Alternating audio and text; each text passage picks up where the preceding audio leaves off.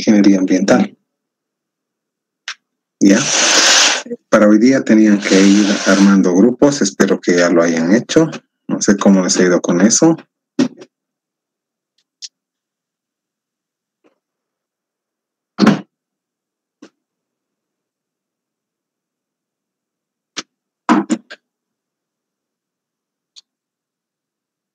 ¿Han podido armar sus grupos?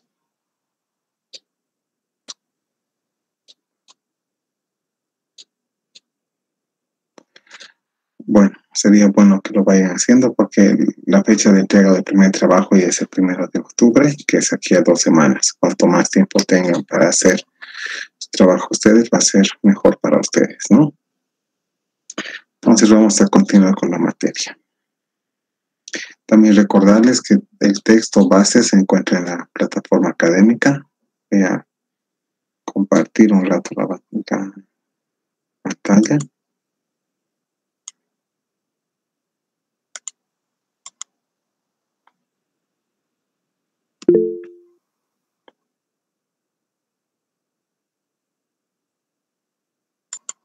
Trabajo de clase.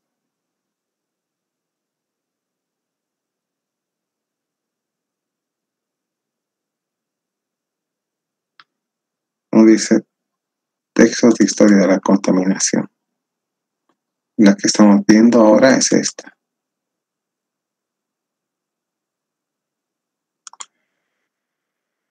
Venenos en la sangre, descripción de la contribución de la especie humana a la contaminación del planeta. Eso es lo que estamos viendo y eso es lo que estamos avanzando. Ahí estamos por la página 7 u 8, si no me equivoco.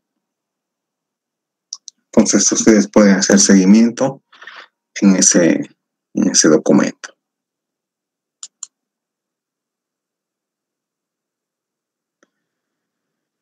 Bueno, Flavia, tienes que buscar, creo que tiene un grupo de WhatsApp los alumnos, ahí pueden buscar su grupo, son un grupo de 5 personas. Vamos a continuar. Entonces, habíamos quedado por acá.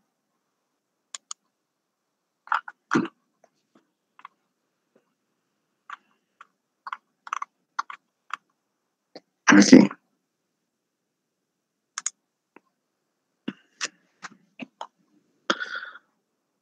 Bueno, habíamos hablado de la situación del agua y saneamiento en las capitales de Europa, que también eran similares a las situaciones de otros países, ¿no? Y más o menos hasta fines del siglo XIX no mejoró la situación de agua y de saneamiento.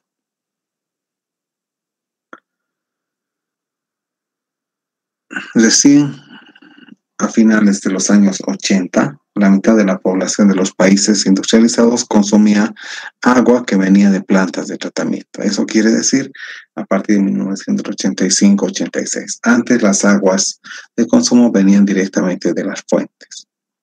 Un poco como recordatorio, la planta de tratamiento de aguas de Semapa, la que se encuentra en Calacala, más o menos desde el año 85-86.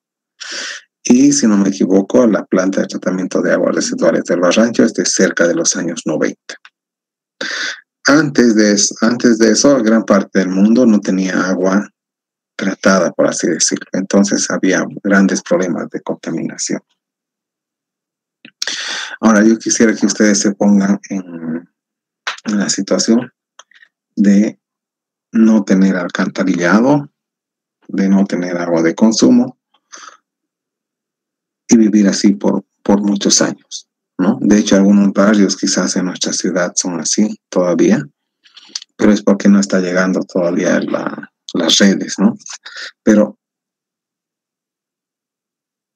cuando eso se daba en ciudades capitales era grave el grado de contaminación y enfermedad que había. Por eso había mucha vinculación entre lo que es la calidad del agua y la salud. Es decir, como decimos, después de los años 1980, gran parte de la población tenía agua que venía de plantas de tratamiento. En el texto tenemos números, dice que más o menos en el año 1960, o sea, hace 60 años más o menos, eh, gran parte de Rusia todavía no tenía alcantarillado, ¿no? Y eso es grave, ¿no? Porque ya eran países, eran potencias mundiales, tenían más riqueza que casi todos los otros países del mundo, pero si no tenían alcantarillado todavía vivían bajo un sistema sanitario deficitario. La falta de saneamiento también llegó no solamente a los países europeos, también a los países que eran colonizados por estos, ¿no? De hecho, la historia nos dice que en los países colonia de países europeos, ya sea en África, en América o incluso en Asia, el sistema de saneamiento estaba más retrasado que en la misma Europa.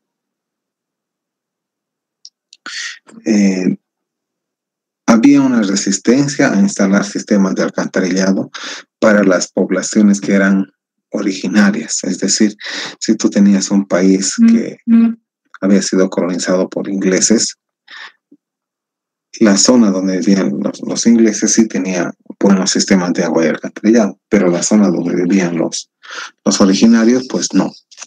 Espera un momentito, por favor, alguien estaba llamando.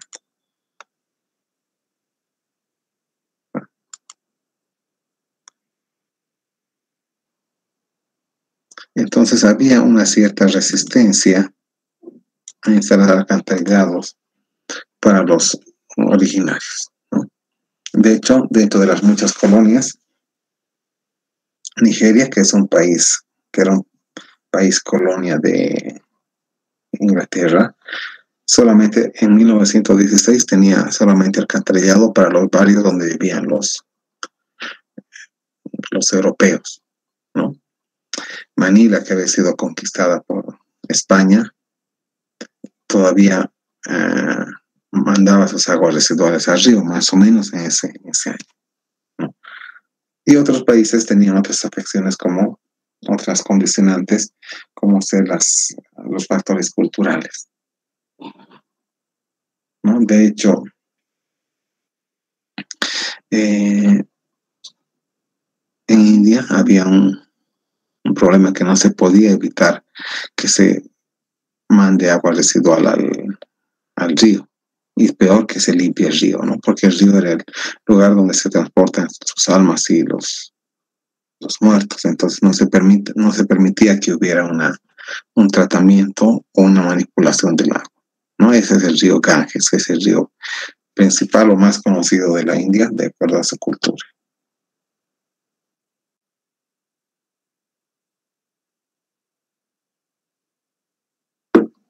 Ahora, en lo que se conocía como el tercer mundo, países que no estaban, o sea, que no eran colonias, pero que no eran desarrollados económicamente ni industrialmente, en los últimos años, incluso desde la década de los 60, 70, se dio que la dotación de los servicios era más lenta que el proceso de urbanización, ¿no? Eso quiere decir que había más asentamientos antes que instalación de servicios. Eso puede ser normal, digamos, en nuestro país, que primero uno se asienta, es decir, construye su casa y después recién llega el sistema de agua, alcantarillado y gas. Cuando lo correcto debía ser que primero estén los servicios y después se pueda construir y asentar las viviendas. Especialmente en nuestro país, la urbanización rápida es un problema grande y fue un problema también de los años 60, 70, 80. También estaba asociado al problema de la vivienda, es decir, la población que viene del área rural hacia las ciudades en general no tiene una vivienda adecuada, porque son personas que vienen muchas veces sin suficientes recursos económicos, no pueden comprar o construir una casa, entonces en general viven en alquiler o viven muchas personas en ambientes pequeños, lo cual repercute en la salud, ¿no? Entonces el problema general de saneamiento es que en Latinoamérica, en Asia, África, es que en las ciudades grandes la urbanización es más rápida que la dotación de servicios.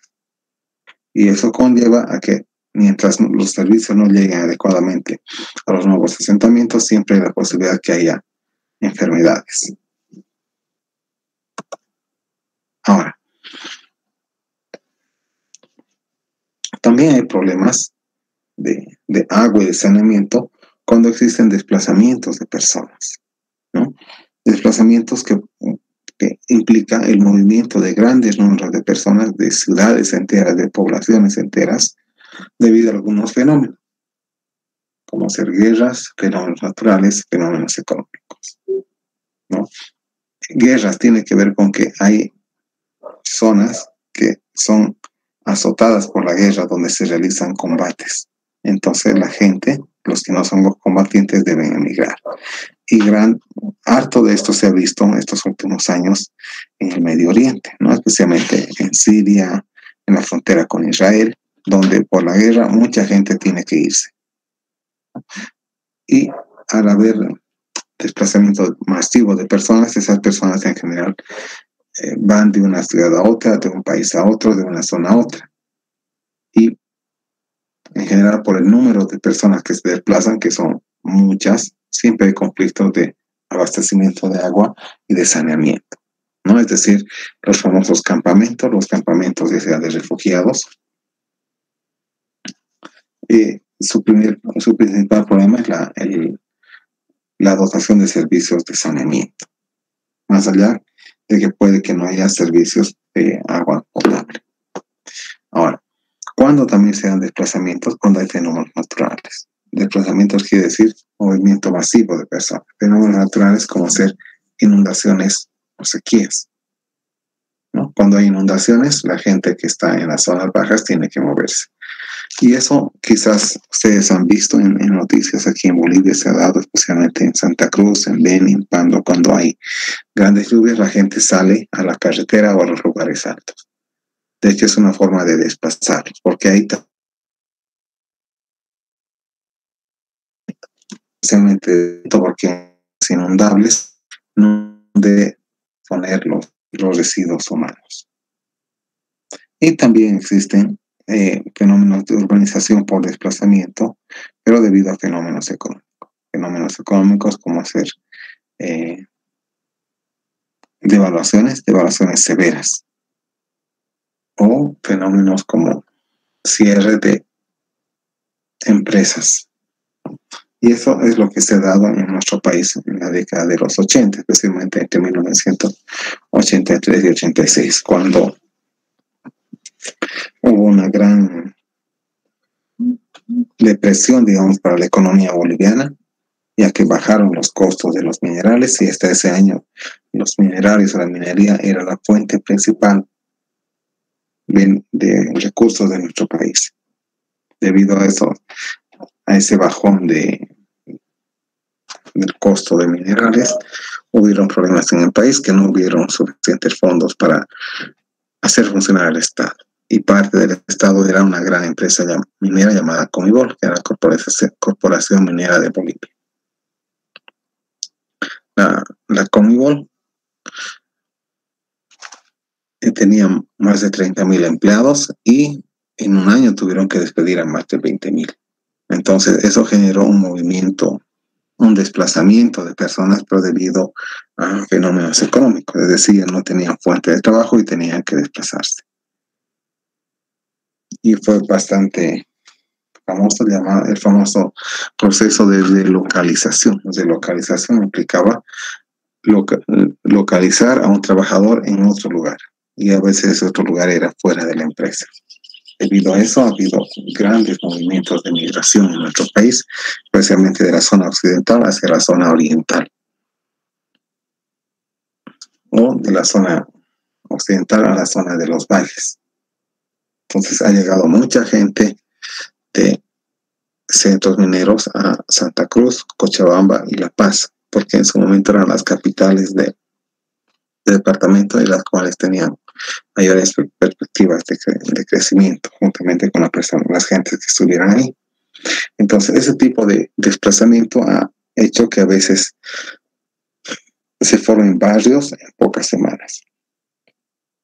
Es decir, muchas personas llegaban a Cochabamba, por así decirlo, y prácticamente muchos se asentaban o muchos eran engañados por gente que les vendía supuestamente terrenos de los cuales no tenían la real propiedad. Sin embargo, hacían grupos de personas y se iban a establecer en una cierta área de terreno.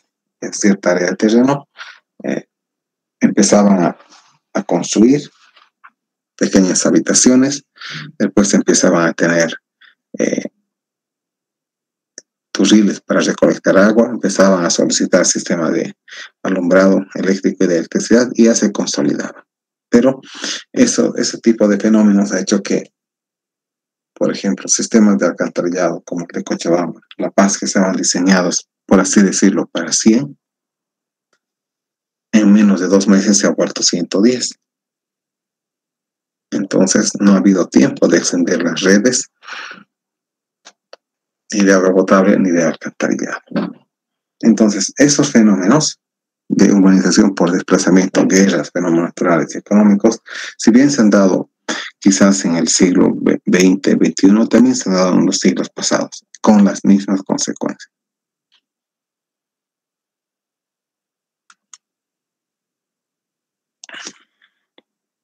Más o menos para el año 2000, 80% de los habitantes del tercer mundo carecían de infraestructura sanitaria, es decir, carecían de lugares donde hacer la disposición de excretas o donde ir a orinar.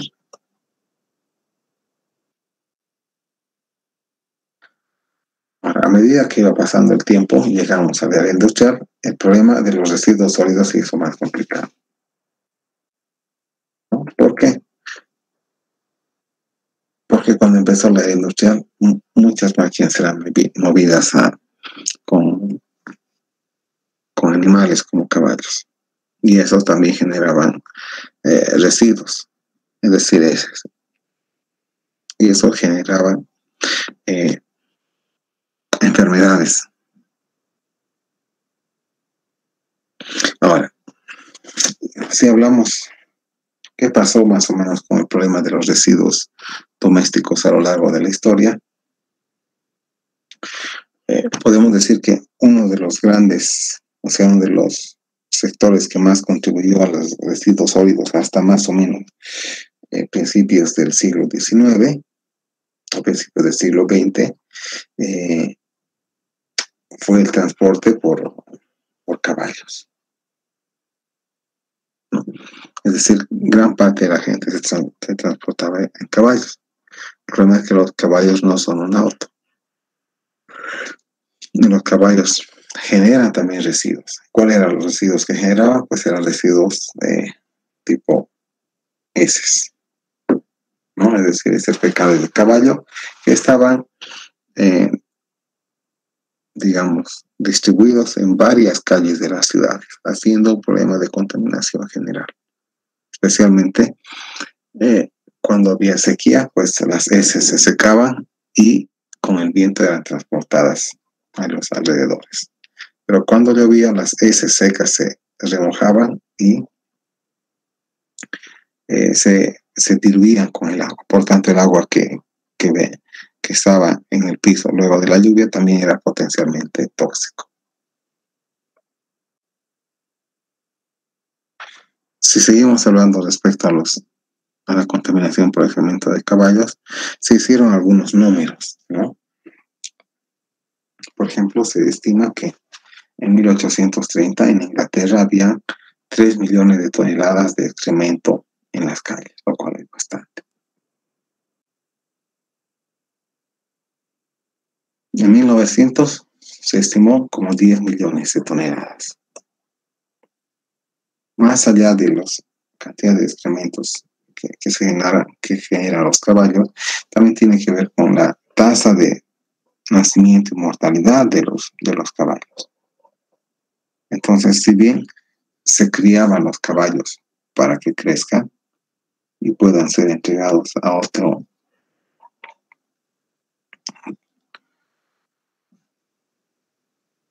individuo, pues ocurrían muchas muertes de caballos, ¿no? De hecho, en 1900 había una estadística que decía que había casi 15.000 caballos muertos en la ciudad de Nueva York. Entonces los caballos, si bien eran criados siendo pequeños para ser luego vendidos como medio de transporte, ya cuando pasaba su tiempo de ese transporte, pues tendían a enfermarse y morir.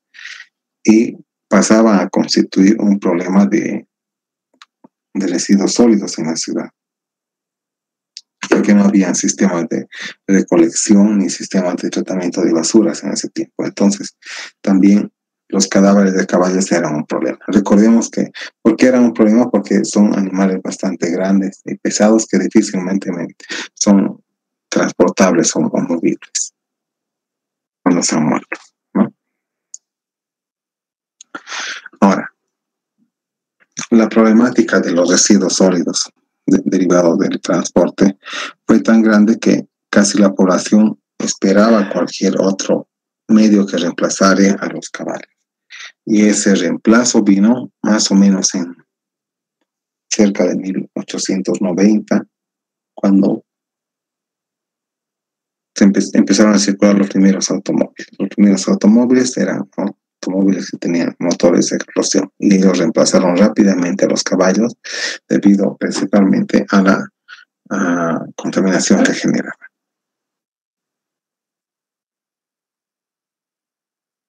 Entonces, ahí hemos visto, ¿no? Y vamos a ver más adelante lo que es el motor de explosión, pero ¿por qué apareció tan rápidamente el motor? Más que apareció, ¿por qué fue aceptado? Porque la gente comparaba los beneficios de tener un caballo y tener un automóvil. Y quizás el beneficio mayor era que no se ensuciaba tanto en la calzada ni las personas, porque el automóvil, más allá del humo, no generaba otros residuos. Ahora, otro problema de la era industrial y de los inicios de la era industrial fue el humo.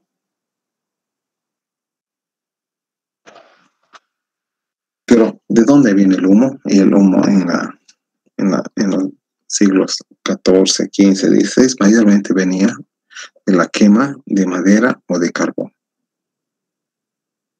Entonces, al quemar madera o carbón se generaban unos gases oscuros que básicamente eran los que contaminaban. Ahora, en este tiempo y a partir casi del siglo pasado, se empezó a usar gas como combustible. El gas como combustible ayuda al medio ambiente porque no genera tantos humos. Sin embargo, a nivel de países con menos desarrollo económico, los combustibles que más se utilizan son madera y carbón. Aquí en nuestro país más se utiliza madera, carbón casi no se utiliza para cocer, sino simplemente para hacer parrilladas, por así decirlo.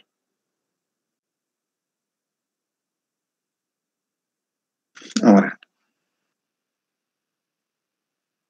si nos situamos en Inglaterra, vamos a ver que es un país frío en general y que por estar cerca del mar del norte tiene mucha humedad.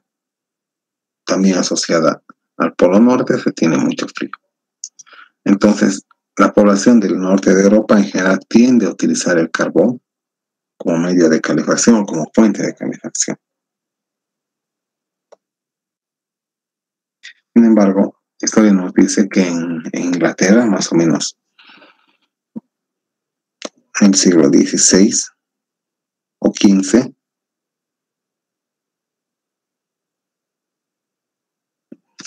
el combustible más utilizado era el carbón mineral. ¿Por qué? Porque había minas de carbón mineral en Inglaterra y porque era relativamente barato.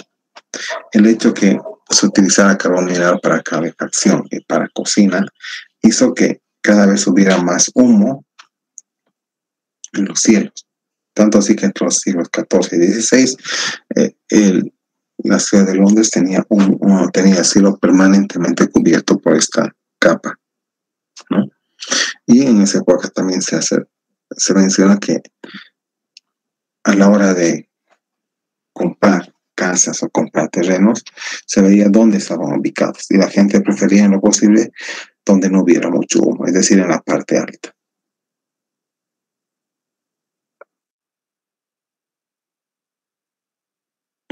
Ahora, el problema de la contaminación por humo, si bien se la ha notado como contaminación este año, pero ya antes también era considerada una molestia, ¿no? Una molestia que impedía la vida como debía ser.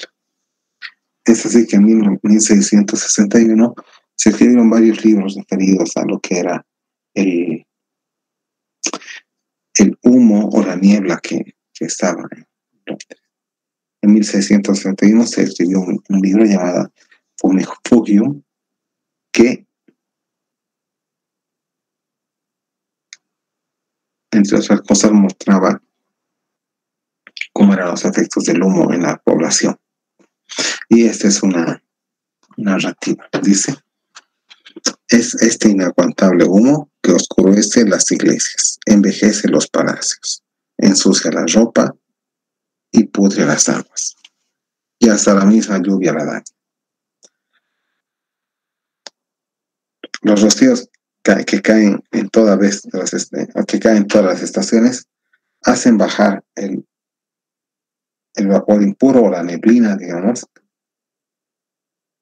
que además por ser negro contamina todo lo que toca. Entonces ya en 1661 se conocían de las malas condiciones higiénicas que existían en varias casas y en los palacios de los reyes. Ahora bien,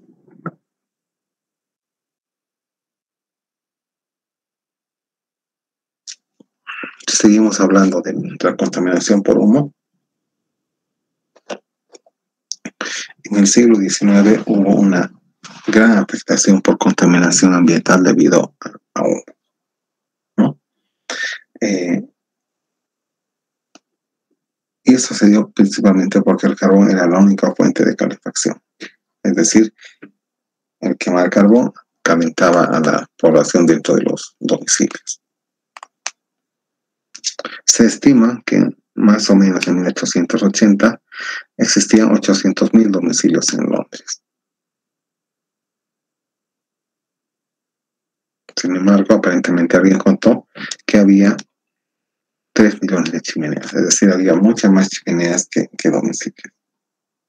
Y eso se puede aplicar porque había domicilios donde vivían más de 2 familias, ¿no? Bastante apretados. Pero un poco para mostrar, ¿no?, que el humo es un problema y que en Europa las chimeneas eran muy comunes, tanto a nivel de casas como a nivel industrial.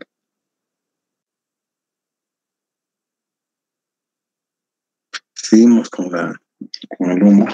Podemos decir que el humo con humedad se convertía en niebla, ¿no? Y hubo una época en la cual había muchos decesos debido a la intoxicación por esa niebla. En 1873 se estima que hubo 500 muertes asociadas a esta niebla. En 1880 hubo otro evento donde fallecieron más de 2.000 personas.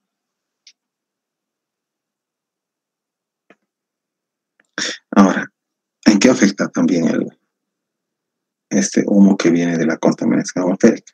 Que evita que llegue el sol a toda la superficie. Seguramente ustedes han visto cuando uno está dentro de un bus, pues no, el sol no le llega, ¿no? Pero también que cuando hay nubes y nubes de las normales para llover o nubes como nubes de humo, el sol tampoco llega. Entonces, las zonas donde tenía mayor contaminación, donde existía mayor contaminación por humo, en general no tenían eh, mucho acceso al sol.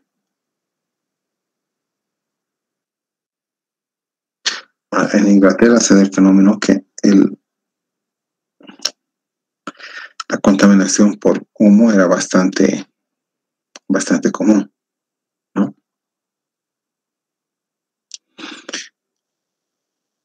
Entre 1920 y 1950 habían zonas de la ciudad que recibían menos luz. ¿Por qué? Debido a esta niebla, a este humo que estaba en el ambiente, evitaba que el sol llegara directamente a la superficie.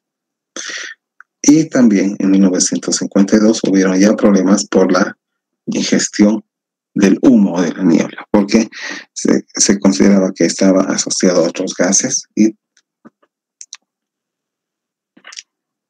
estos, al ser inhalados permanentemente, enfermaban a las personas. Se dice que en 1952, ya después de la Segunda Guerra Mundial, llegaron a haber hasta 4.000 muertos por efecto del humo. Habiendo llegado a un extremo de contaminación y enfermedad, Inglaterra decidió mejorar su calidad. Y a partir de eso se sacaron leyes, como hacer la ley del aire limpio en 1956, que fomentaba el uso de otros combustibles, no solamente los del carbón, ¿no? Fomentaba el uso, por ejemplo, de unas variedades de aceites e hidrocarburos.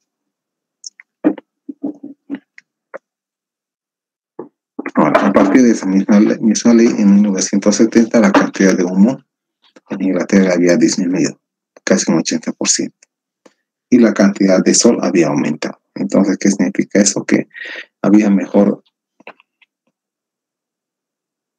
acceso al sol cuando había menos contaminación por gases.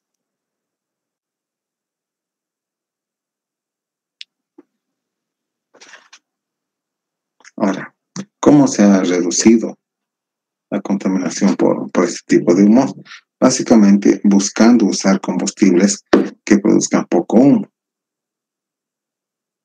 También disminuyendo el consumo de carbón y fomentando el uso de nuevas formas de combustible, como ser la electricidad y el gas.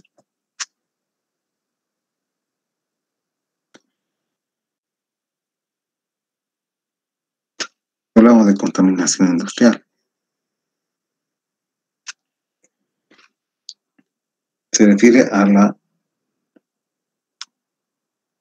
que elementos provenientes de alguna industria lleguen al suelo o al agua y lo hagan inútil o no apta para los fines que tenía inicialmente.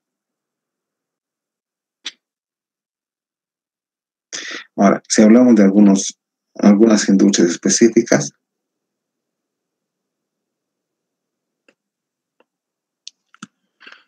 voy a llamar la minería, por ejemplo. La minería casi siempre ha contaminado. Sin embargo, cuando el hueco o el socavón es solamente explotado por 2 o 3 personas, hay menos posibilidad de contaminación del ambiente que si hay más personas.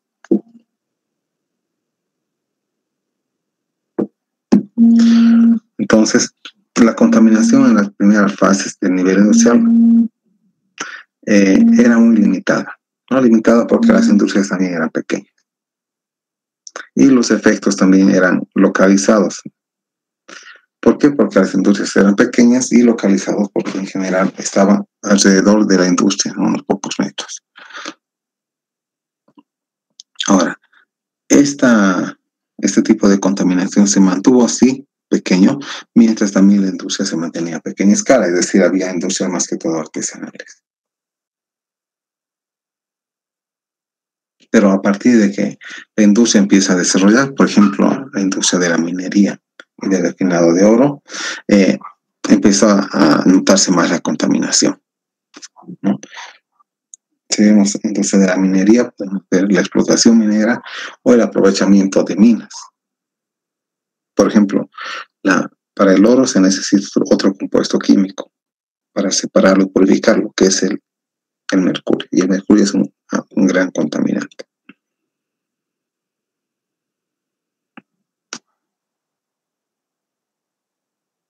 Ahora, también en el siglo XV, ya había algunos relatos sobre la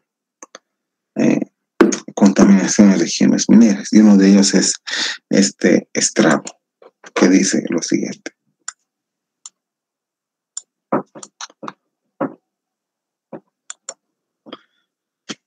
Los campos quedan devastados con las operaciones mineras. Se talan los bosques y las arboledas. Después se exterminan las fieras y las aves.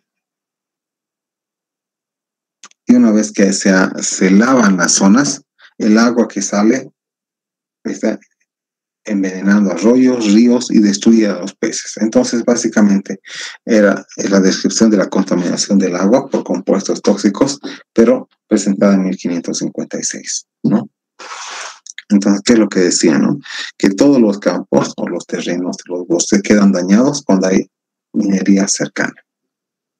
¿Por qué? Los bosques se talan y los árboles se exterminan. Una vez que no haya bosques ni árboles, también los organismos que viven en los bosques desaparecen, como ser las fieras y las aves. Una vez que no hay ni aves, una vez que tampoco no hay hojas en los árboles, llueve y el agua de escorrentía viene contaminada, en este caso con mercurio. Llega al río por gravedad y al estar en el río puede contaminar ya sea el agua de consumo o a los organismos que viven en él.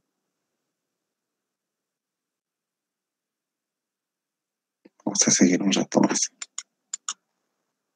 Ahora,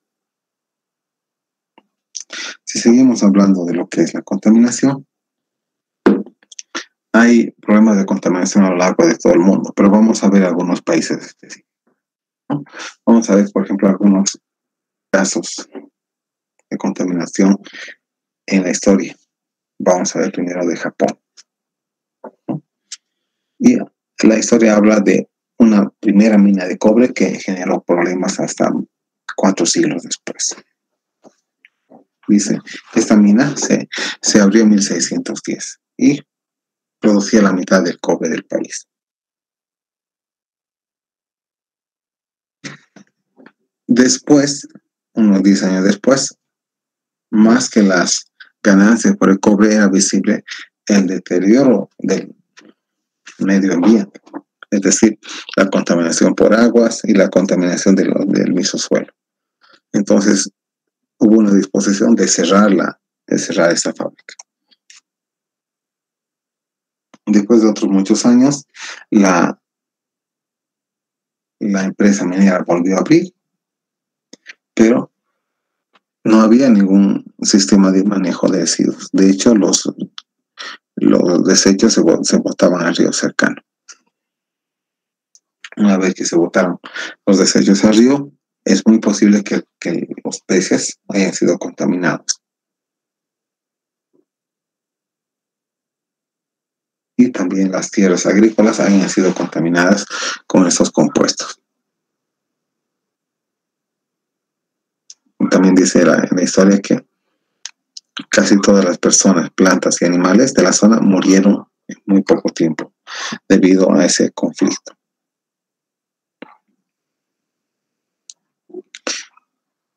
Ahora, en el mismo río, casi 20 años después, o en este caso sería casi 40 años después de que fueron trasladadas,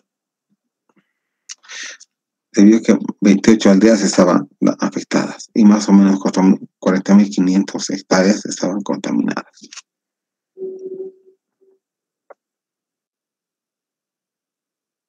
También a lo largo de la historia se nota de otras industrias como ser el curtido, la industria del curtiembre, la industria del alcohol. Entonces, la industria del cultivo y la industria de la destilería también generan contaminación. Ahora, Una forma de ver el grado de avance tecnológico también es ver cuánta energía utilizan los procesos. Y una forma de ver la energía más o menos antes de 1800 era ver cuánto carbón se había utilizado. Porque el carbón era el que daba energía a las industrias. Entonces, en la primera fase industrial, el uso del carbón fue bastante importante. Especialmente cuando se hablaba de la industria de la fundición de metales, ¿no? Fundición para hacer herramientas de trabajo o fundición para hacer otro tipo de diseños de metal. Ahora, la importancia del carbón como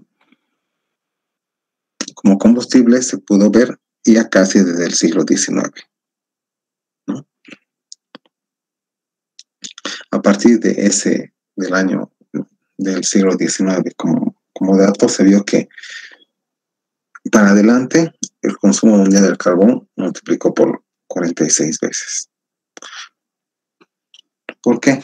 Porque era prácticamente el único combustible que es relativamente económico. Al mismo tiempo, si bien se ha aumentado el consumo de carbón, también ha aumentado los productos de la industria. ¿Cuáles son los productos de la industria? En este caso, hierro.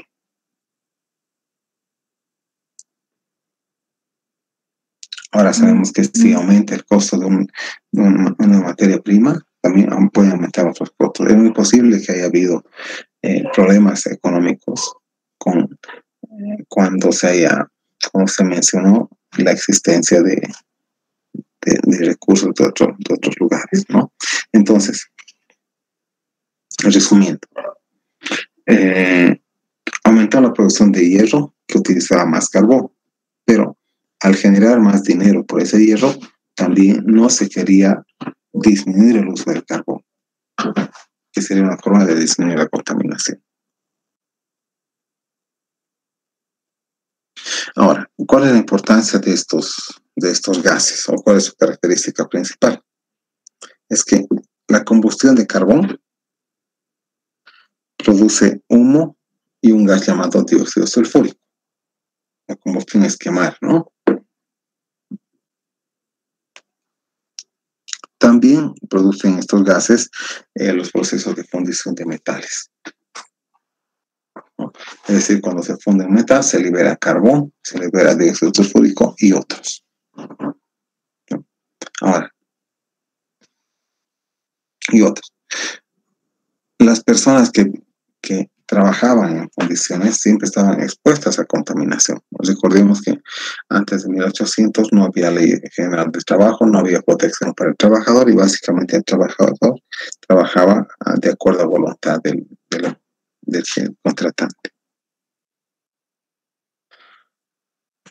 Ahora, por carbón, las primeras zonas que fueron afectadas realmente fueron las ciudades industriales. ¿Por qué? Porque las ciudades industriales utilizaban mucho carbón.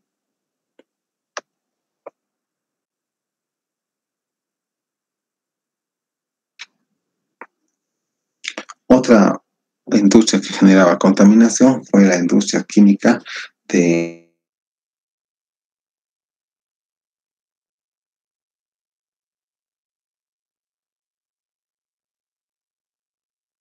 aquel que generaba algunos compuestos para hacer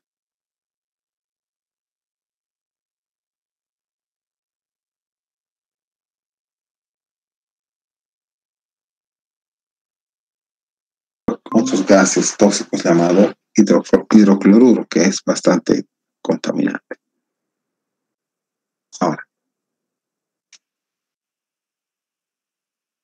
algunas de las zonas donde había industrias se convirtieron en lugares realmente dañados, ¿no? Y al igual que anteriormente, tenemos una lectura de un escritor del siglo XV que más o menos demuestra el efecto de la contaminación ambiental. Dice: el robusto espino se refuerza por tener un aspecto vistoso para primavera, pero sus hojas se secan y caen enseguida. Las vacas no engordan, las ovejas tampoco tienen crías. pero hay vacas que tienen sus crías antes de tiempo y con su consecuente daño, ¿no? Y a los animales humanos, o sea, a las personas, les pican los ojos.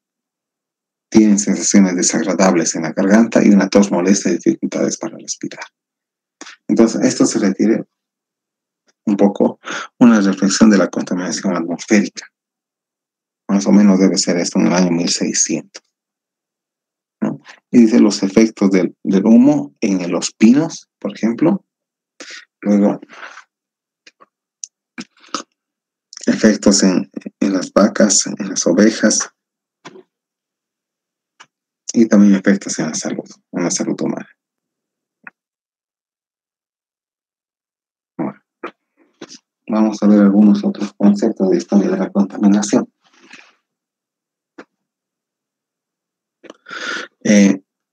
Si bien hemos hablado de lo que es la contaminación atmosférica, que está asociada a muchas industrias, también muchas industrias generan residuos líquidos y que son muchas veces enviados a los ríos. Ahora, cada fábrica tiene un distinto tipo de proceso, tiene distintos aditivos, es decir, por ejemplo, para hacer leche se utiliza leche de vaca y algunos aditivos, o para hacer algún otro producto se utiliza agua y otros aditivos. El problema es que esta agua ya utilizada muchas veces no puede ser reutilizada en el proceso, entonces simplemente se envía a la red rural, por así decirlo, generando el riesgo para ello.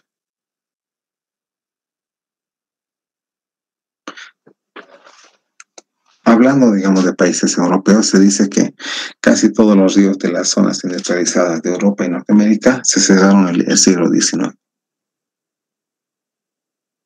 ¿no?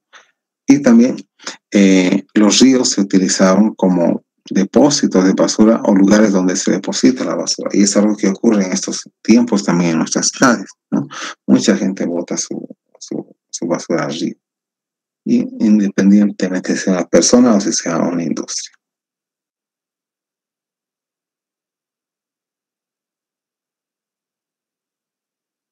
Ahora, muchas zonas industriales quedan altamente contaminadas hasta los años 90. También siguieron siendo industriales después de la Revolución Rusa, para mostrar la supremacía de su raza.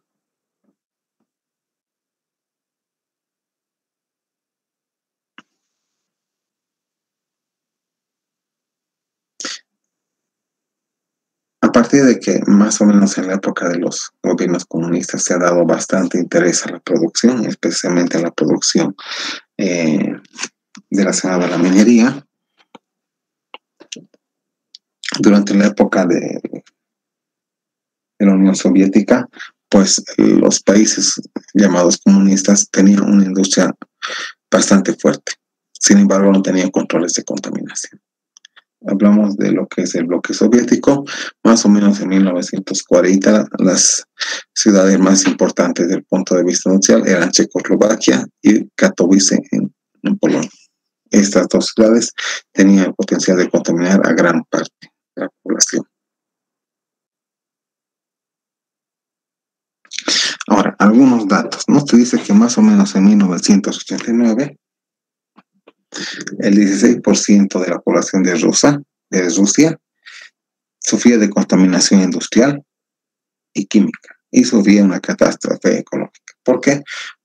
Porque no había controles ambientales, simplemente se fomentaba la producción.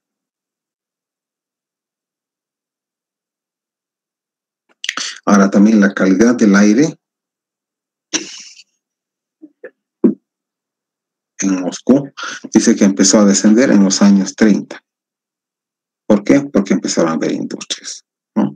Los árboles empezaron a morir por contaminación y también los índices de crecimiento de los árboles que quedaban eran menores.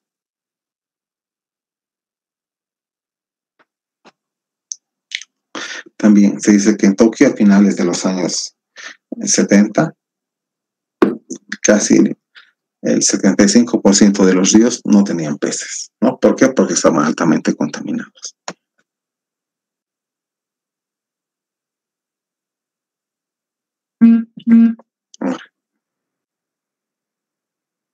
mismo ocurrió en China, si bien durante la época del socialismo, y sigue siendo socialista, pero cuando empezaron había muy pocas industrias.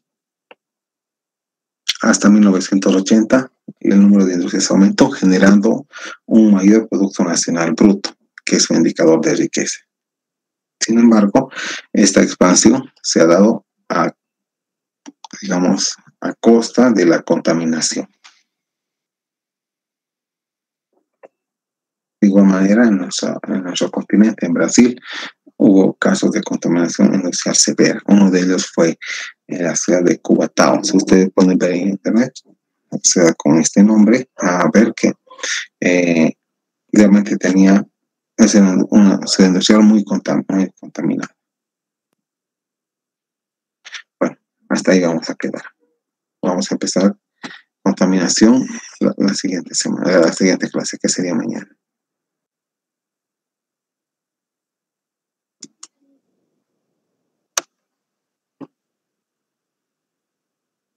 Bueno, ¿hasta ahí tienen alguna consulta sobre el texto, sobre lo que hemos hablado, o cómo piensan que eso se puede aplicar a nuestro país, o si es que no se da en nuestro país?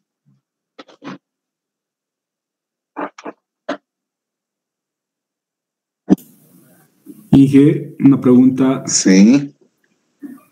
Actualmente siguen siendo grandes contaminantes las industrias que fabrican fierros, espejos, como dijo. Sí, de hecho, pues la forma de producir fierro es casi la misma, ¿no? Es fundirla. Y como fundimos con fuego. Ahora, digamos, ya no será con fuego de carbón, pero es con fuego de gasolina, con fuego de gas, a veces con calor, ¿no? generado por otro tipo de combustible, también genera gases, ¿no? Y se generan gases no solo porque se quema el combustible, sino porque se quema el mineral. Y al quemarse el mineral también se liberan gases tóxicos. Entonces, la industria de los fierros, por así decirlo, la metalúrgica, sigue siendo casi de las más contaminantes.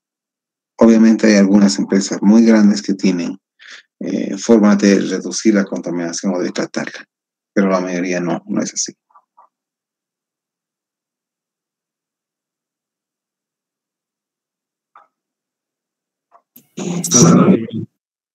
Ya, adelante. ¿Alguien más? Bueno, si no hay más, lo que yo quisiera es que para mañana me vayan colocando los integrantes de los números. Ahí pueden colocar en el tablón de la materia, diciendo grupo 1, grupo 2 o grupo nada más, y colocan los 5 integrantes. ¿Ya? Y con eso yo espero pasado mañana ya a los que me han dado sus nombres de sus integrantes hasta mañana y a asignar ese trabajo. He notado que se ha aumentado el número de alumnos, ¿no? Parece que se han inscrito más estos días. ¿Alguna pregunta, consulta más? Sí, una consultita para ver el grupo. ¿Va a ser en PDF o Word? ¿En qué archivo? No, ahí en el tablón nomás. ¿No ve que tenemos lo que es? A ver, voy a compartir un ratito. Espera un momento.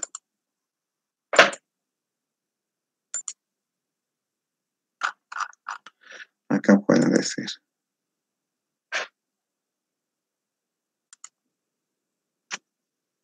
Mi grupo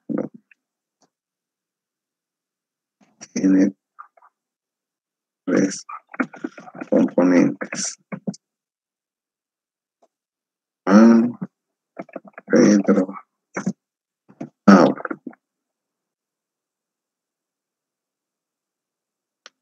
Listo, así voy a saber quiénes están en ese grupo y voy a ir asignándoles el grupo de acuerdo al orden de llegada, ¿no? O sea, simplemente pueden colocar su nombre y apellido en el tablón y ya los voy a incluir a un grupo. ¿Han entendido?